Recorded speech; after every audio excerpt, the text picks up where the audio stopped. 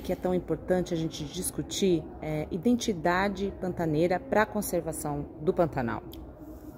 Bom, discutir identidade é reconhecer que existem pessoas no Pantanal.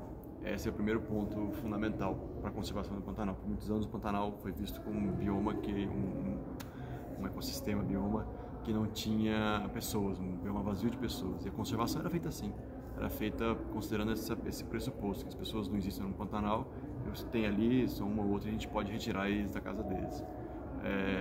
E a partir do momento que a gente reconhece que essas pessoas estão no Pantanal, usam o Pantanal, têm costumes do Pantanal, são pantaneiros, pertencem a essa região e cuidam e ajudam a preservar essa região, a gente muda essa agenda, uma agenda muito mais participativa, muito mais de empoderamento das comunidades.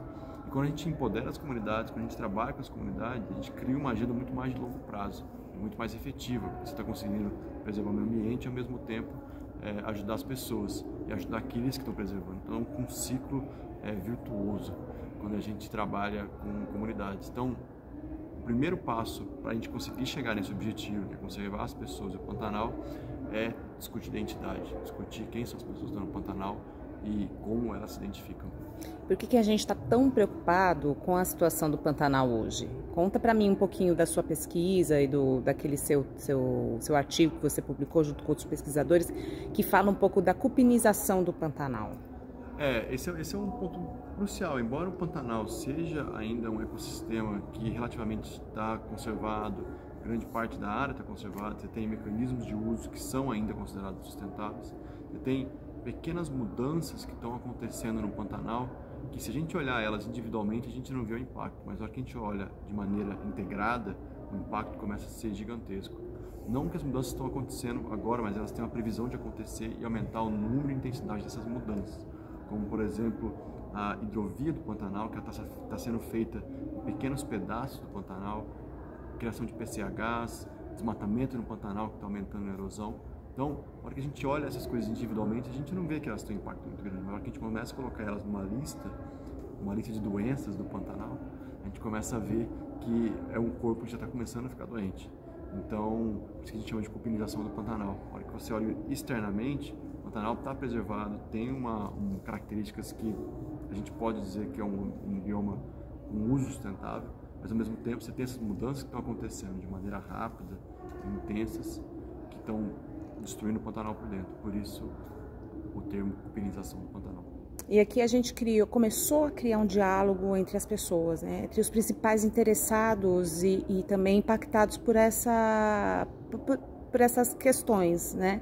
Queria que você falasse um pouquinho qual é o desejo para o futuro depois dessa conexão entre as pessoas que a gente viu por aqui, o que vocês vão fazer, tem propostas para dar continuidade a eventos como esse? A gente já aprovou recurso junto com a Universidade de Londres para fazer uma versão menor do Pontes Pantaneiras em abril do ano que vem, que vamos reunir tomadores de decisões, ONGs e academia para tentar entender como responder algumas perguntas que possam ajudar os tomadores de decisões e as ONGs a resolver os problemas e quais perguntas que os cientistas devem fazer para poder resolver esses problemas. Então a gente vai conseguir tentar alinhar as agendas para que a gente possa chegar no objetivo comum, tentar que todo mundo possa se ajudar nessas redes que estão sendo criadas aqui no evento, para poder resolver problemas como, por exemplo, aquecimento global, desmatamento, conflito de fauna,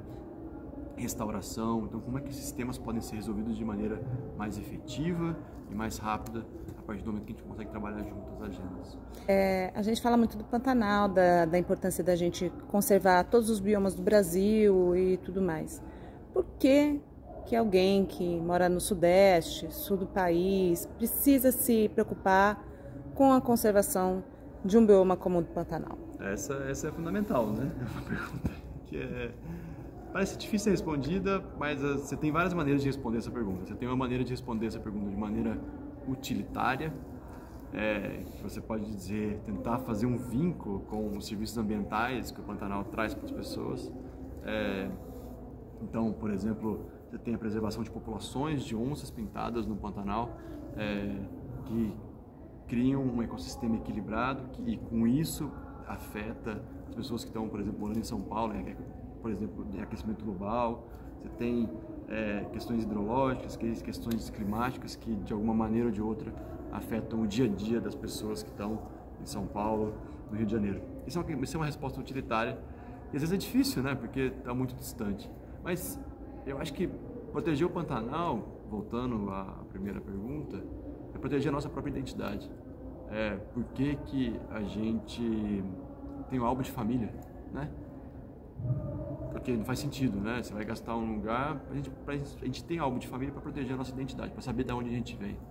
Então, como povo, como cultura, é fundamental a gente proteger esses lugares, para proteger, para entender quem a gente é e proteger essa identidade como um grupo que pensa nas coisas comuns. Eu acho que, pensando nisso, né, nesse caminho, eu, pelo menos pessoalmente, me sinto muito mais confortável de entender a proteção do Pantanal. Tem que preservar o Pantanal, é importante preservar o Pantanal para preservar quem a gente é mesmo. Não simplesmente porque o Pantanal cria um clima mais ameno, isso que também é importante, mas eu acho que a preservação, o primeiro passo é entender que o Pantanal faz parte da nossa cultura, faz parte da gente. E a gente consegue preservar quem a gente é mesmo a partir da conservação desses lugares.